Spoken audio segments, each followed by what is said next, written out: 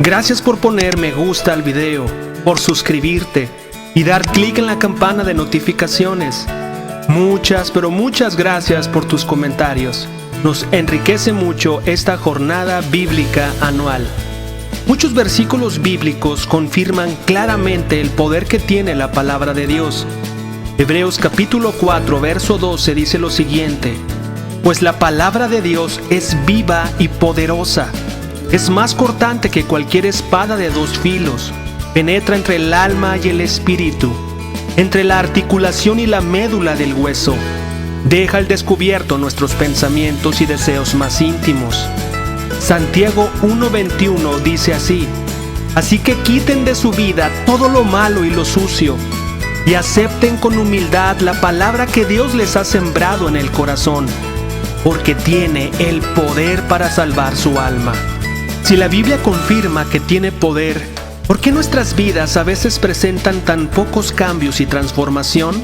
Te explico. El Dr. Arnie Cole, gerente general de Vuelta a la Biblia y director de investigación y desarrollo para el Centro de Interacción con la Biblia, en un estudio del 2009, demostró científicamente cómo ese poder de la Biblia impacta favorablemente en las personas, sean hombres o mujeres, cuando éstas leen la Biblia 4 veces por semana o más. Este estudio reveló que cuando se lee la Biblia una vez, 2 veces o hasta 3 veces a la semana, no hace un impacto significativo en la vida de quien la lee. Ese poder de Dios no se experimenta. Pero todo cambia cuando las personas se comprometen a leer la Biblia 4 veces a la semana o más. El resultado de sus investigaciones arrojaron que cuando se lee la Biblia por lo menos 4 veces a la semana o más, el sentimiento de soledad disminuye un 30%, el enojo disminuye un 32%, la amargura en las relaciones con esposo, hijos o alguna otra relación disminuye un 40%.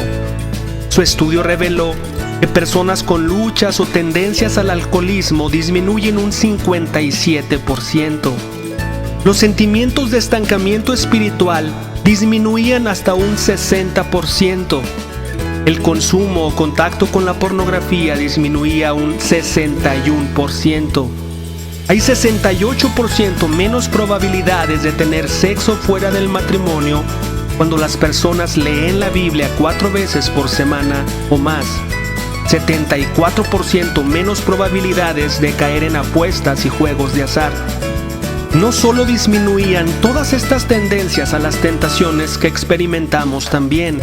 Este estudio reveló que aumentaba lo siguiente cuando se leía la Biblia 4 veces por semana o más. Aumentaba un 228%, es más probable de compartir tu fe con otros. Aumentaba un 231% el porcentaje de que tú aconsejaras a otros.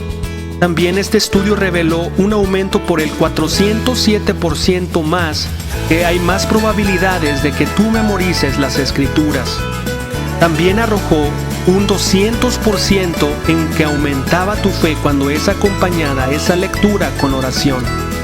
Así que la palabra de Dios nos dice en ella misma que tiene poder. Los resultados científicos comprueban esto con datos irrefutables. Por venir a escuchar la Biblia hoy, has tomado una excelente decisión. Felicidades. Eres bienvenida, eres bienvenido. Por favor, pausa el video y haz una oración a Dios para que te dé fortaleza, sabiduría, entendimiento y coraje para practicar su palabra. Comenzamos.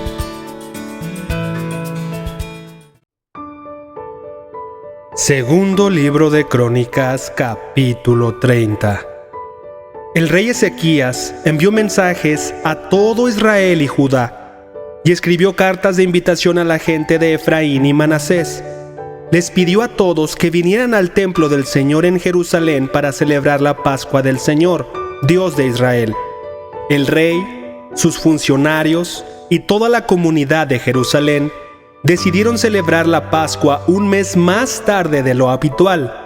No pudieron celebrarla en el tiempo establecido porque no era posible purificar suficientes sacerdotes para esa fecha.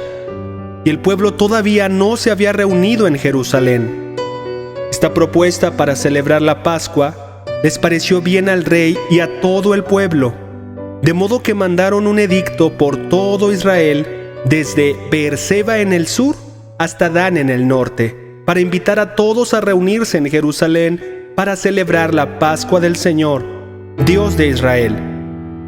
Hacía tiempo que el pueblo no la celebraba en forma masiva, como lo exigía la ley.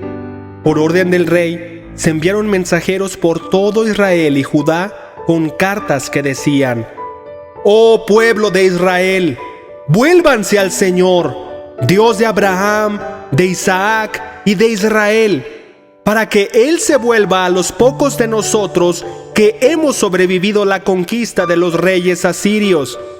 No sean como sus antepasados y parientes que abandonaron al Señor, Dios de sus antepasados, y se convirtieron en objeto de desdén, como ustedes mismos pueden ver.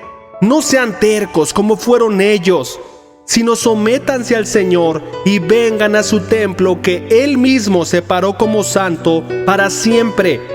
Adoren al Señor su Dios, para que su ira feroz se aleje de ustedes.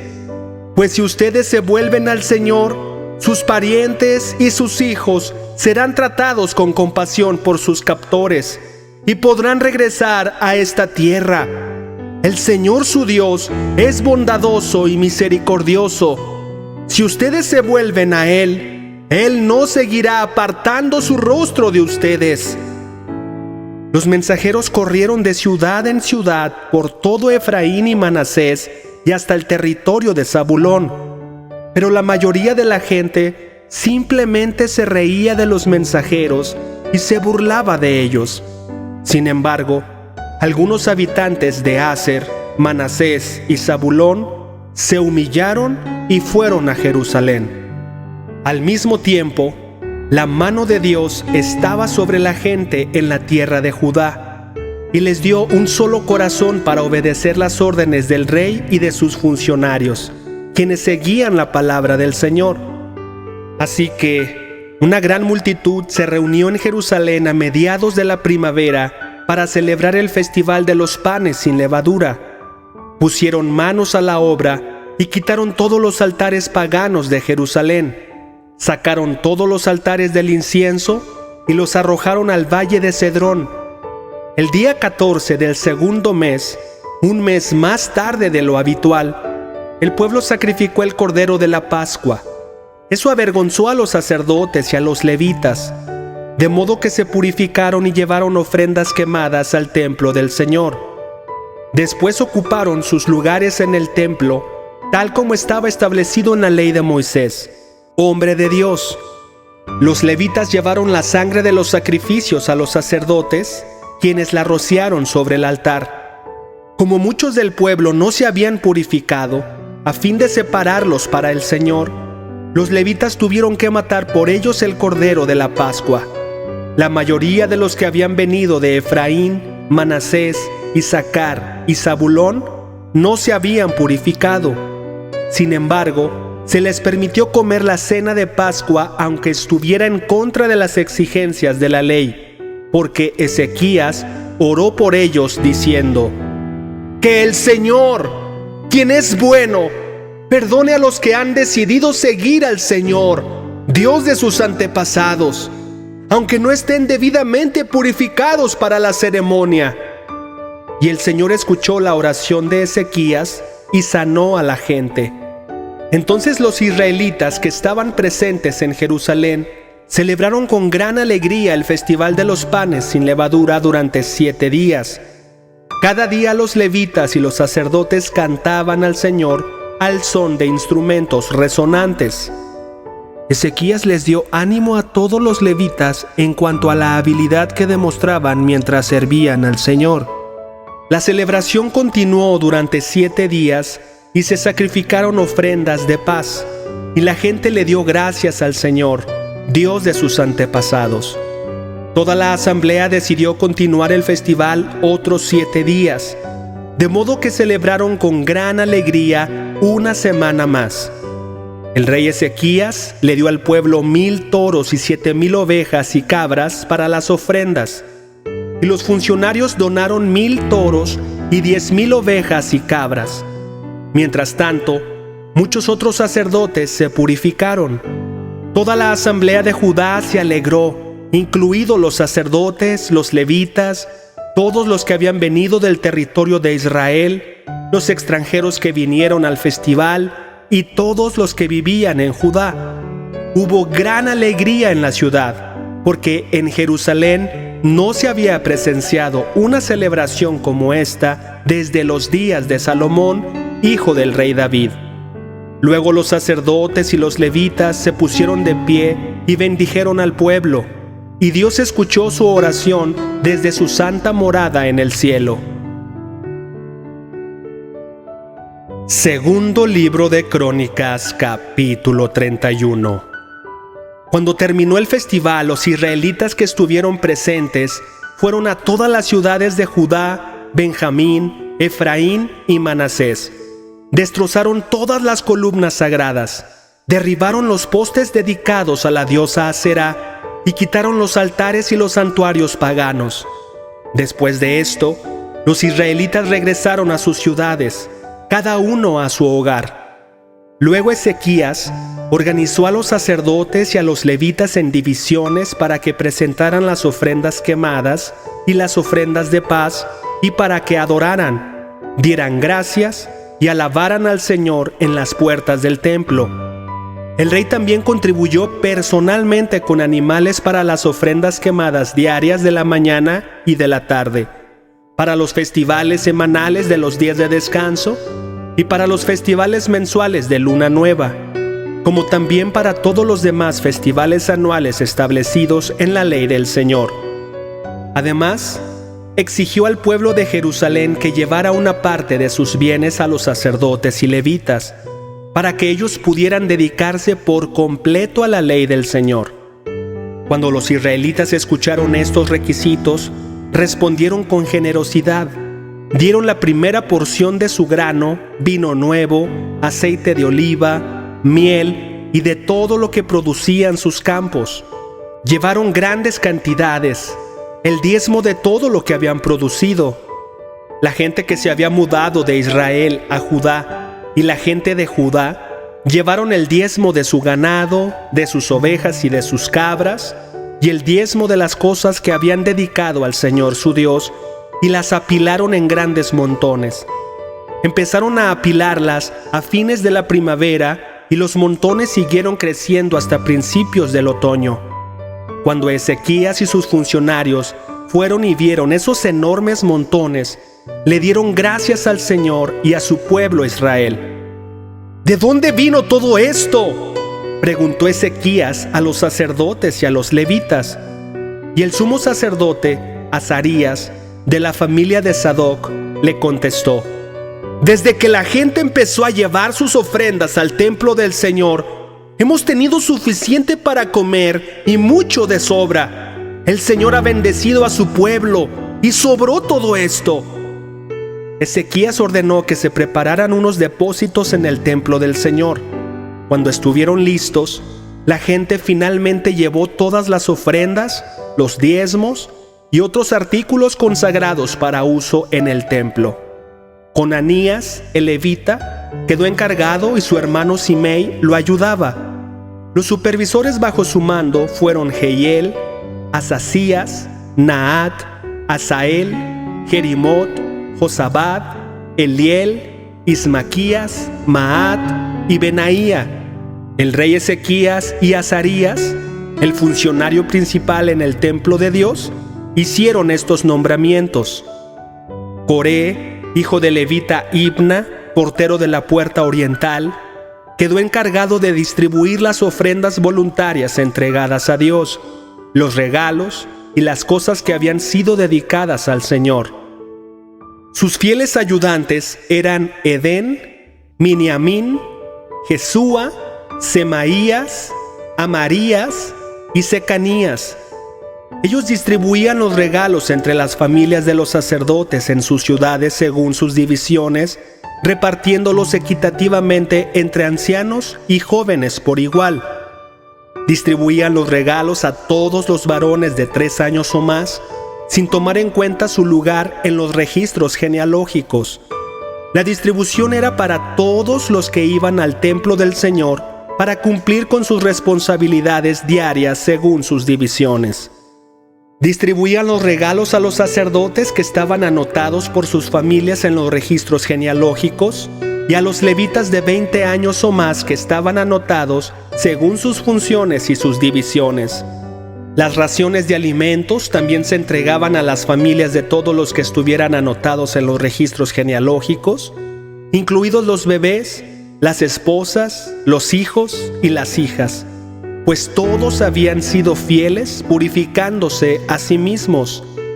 En cuanto a los sacerdotes, los descendientes de Aarón, que vivían en las aldeas sin murallas alrededor de las ciudades, algunos hombres fueron designados por nombre para que distribuyeran raciones a todos los varones entre los sacerdotes y a todos los levitas anotados en los registros genealógicos. De esta manera, el rey Ezequías manejó la distribución en todo Judá, haciéndolo agradable y bueno a los ojos del Señor su Dios. En todo lo que hizo para el servicio del templo de Dios y en sus esfuerzos por seguir las leyes y los mandatos de Dios, Ezequías buscó a su Dios de todo corazón y como resultado tuvo mucho éxito. Salmos capítulo 85, versículos del 1 al 7. Señor, tú derramaste bendiciones sobre tu tierra, devolviste el bienestar a Israel, perdonaste la culpa de tu pueblo, sí, cubriste todos sus pecados, contuviste tu furia y refrenaste tu enojo encendido. Ahora, restáuranos, oh Dios de nuestra salvación. Aparta tu enojo de nosotros una vez más. ¿Seguirás enojado con nosotros para siempre? ¿Extenderás tu ira a todas las generaciones? ¿No volverás a darnos vida para que tu pueblo pueda alegrarse en ti? Muéstranos tu amor inagotable, oh Señor, y concédenos tu salvación. Proverbios capítulo 21, versículos del 9 al 11. Es mejor vivir solo en un rincón de la azotea que en una casa preciosa con una esposa que busca pleitos. Los malvados desean el mal, no muestran compasión a sus vecinos. Si castigas al burlón, los ingenuos llegan a ser sabios. Si instruyes al sabio, será aún más sabio. Hechos capítulo 20, versículos del 1 al 16. Cuando se acabó el alboroto, Pablo mandó llamar a los creyentes y los alentó. Después se despidió y viajó a Macedonia. Mientras estuvo allí, animó a los creyentes en cada pueblo que atravesó. Luego descendió a Grecia, donde se quedó 3 meses. Se preparaba para regresar en barco a Siria cuando descubrió que unos judíos tramaban una conspiración contra su vida. Entonces decidió regresar por Macedonia. Varios hombres viajaban con él.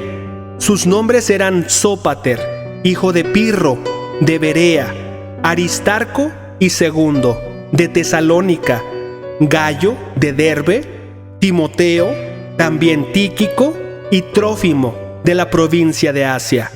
Ellos se adelantaron y nos esperaron en Troas.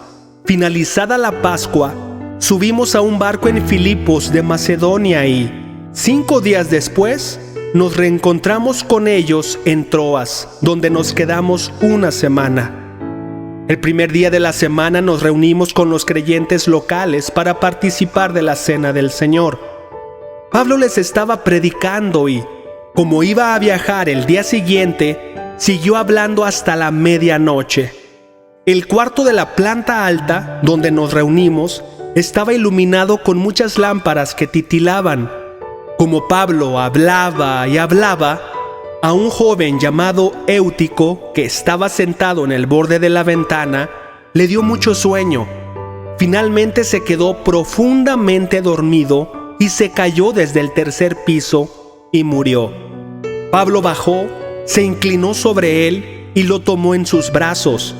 «¡No se preocupen!», les dijo, «está vivo». Entonces todos regresaron al cuarto de arriba, participaron de la cena del Señor y comieron juntos. Pablo siguió hablándoles hasta el amanecer y luego se fue. Mientras tanto, llevaron al joven a su casa vivo y sano, y todos sintieron un gran alivio. Pablo viajó por tierra hasta Asón, donde había arreglado que nos encontráramos con él, y nosotros viajamos por barco. Allí él se unió a nosotros y juntos navegamos a Mitilene. Al otro día navegamos frente a la isla de Quío. Al día siguiente cruzamos hasta la isla de Samos y, un día después, llegamos a Mileto. Pablo había decidido navegar sin detenerse en Éfeso porque no quería pasar más tiempo en la provincia de Asia. Se apresuraba a llegar a Jerusalén, de ser posible, para el festival de Pentecostés.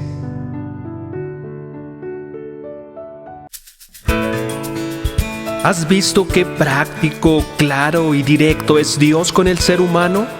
Él deja muy claro lo que le gusta y lo que le disgusta, lo que espera de ti y lo que Dios quiere hacer por ti y para ti.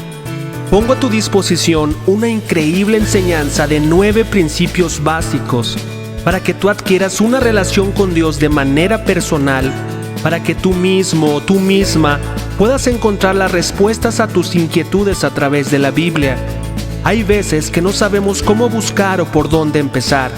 Solo sabemos que queremos tener un encuentro verdadero y real con Dios. Muchas veces le decimos: Dios, ¿existes? Quiero conocerte. Esta increíble enseñanza de los 9 principios básicos fueron la respuesta para mí y serán la respuesta para ti. Esta enseñanza es presencial o virtual. Yo estoy en Guadalajara, pero tengo amigos por todo México y amigos por todo el mundo que estarían encantados de enseñarte estos 9 principios básicos. Es de manera personal porque es a tu ritmo, es respondiendo a tus dudas, no las de otro, tratando específicamente áreas de tu vida y de tu corazón. Solo necesitas tu Biblia, tiempo y las ganas de tener un encuentro con Dios. Es totalmente gratuito. Tenemos que dar de gracia lo que hemos recibido de gracia. Déjame tus datos para contactarnos contigo al correo queremosresponderte@gmail.com y con gusto te explico cómo podemos empezar y dar el siguiente paso. El correo está indicado en la caja de comentarios. Nos vemos mañana. Bendiciones.